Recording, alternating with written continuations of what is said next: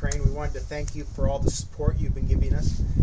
Right here is Through the Wars makeshift assisted living facility, we'll call it. We have 18 clients at the present time. Many of these individuals were living alone. They couldn't support themselves or get food or get things done at home, so they ended up coming here. Others just kind of got left behind for whatever reasons during the war. Let's go inside, we'll take a look, and I'll tell you a little bit more about this awesome facility that we have going here.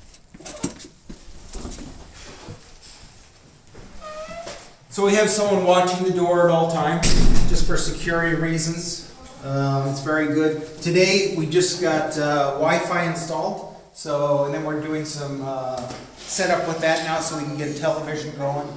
Several of the people, I think 2 maybe have computers, or we've got computers for them, so they can, some type of entertainment to keep things going through the day, and just so people don't get bored. Also, besides that, we have a couple, actually a bunch of books, donated books that we brought in, and we're distributing those to the clients also. 18 clients once again. We have 6 nurses who switch off. They work 24-hour shifts, so it's every 3 days they're here. And as I said before, my name is Christian. I'm a nurse. I'm working at the Palo Alto VA in Palo Alto, California, for the Veterans Hospital there. I came over to volunteer for a couple months, and I was fortunate enough to get hooked up with this great organization through the war, and also with just a great thing that they're doing for all these individuals here. So 18 clients, 6 nurses, as I said. Several are diabetic. A couple days ago, we brought a gal in here who I think was late 80s, early 90s, who did not have any legs. We took her down, carried her down 7 or 8 flights of stairs, got her set up here. She brought her insulin, so the nurses are giving her insulin. They're getting her all set up. We have her in a hospital bed. Everyone else is kind of spread out. Sometimes there's 2 beds to a room, sometimes 3 or 4, but it works really well. And we have a great system where the clients help each other in the room also. So some might be a little bit sicker, not sicker, but just not as independent as others. So other people in the room will kind of help them feed themselves or answer questions for them or assist them in whatever way. We do have several blind people also who this is performing a huge good thing for them. And then we also have several people who, most people can walk and move around, but we do have a couple people who are wheelchair bound or they can't really get out of bed. So we have commodes that they use at the bedside, and the nurses assist them.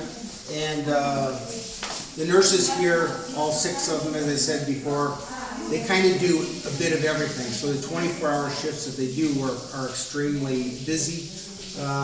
Let's move down a little bit further. We have 2 sets of bathrooms with showers also, so everyone gets showered. There are toiletries that we buy and that are supplied and that are donated. Most of the clients here are between 70-some and 90, mid-90s. We'll move down here a little bit more. We have a lot of walkers that have been donated. Many individuals come with canes also, so they can move around. Here's one of our special wheelchairs that I believe was donated. Then we'll walk down here a little bit more. This used to be a hostel, as I said earlier, but the hostel owners were gracious enough to kind of donate the first floor of this hostel free of charge. So that was a big help. We have several kind of storerooms, I guess you could call it.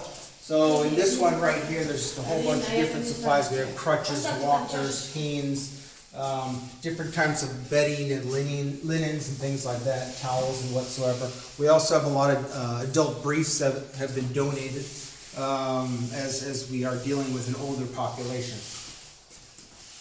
As we come a little further, this is where we have all our food supplies. We have 2 refrigerators. We have bread. We have a lot of pasta. We have a lot of things, a lot of canned stuff that have come from all over Europe that has been donated.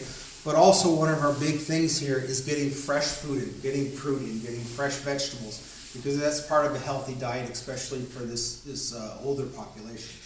You come in here, this is our kitchen right here.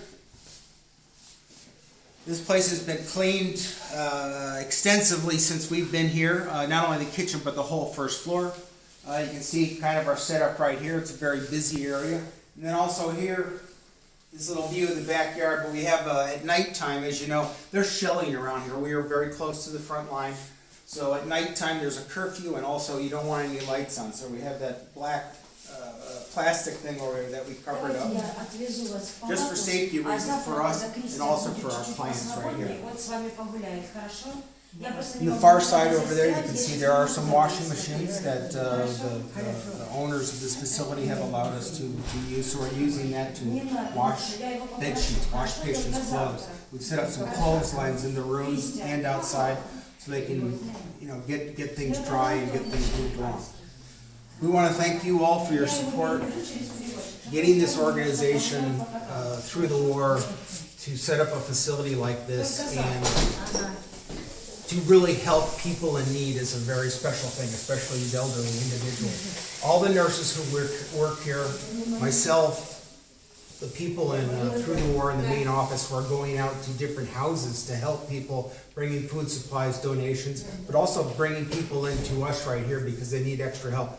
They're not here for the money, they're not here to put it on their resume or anything like that. They're here because they truly care about what they're doing in this war, in this horrible war, and they care about, through their hearts and with their compassion, for all these elderly individuals here who are getting such great care from through the war.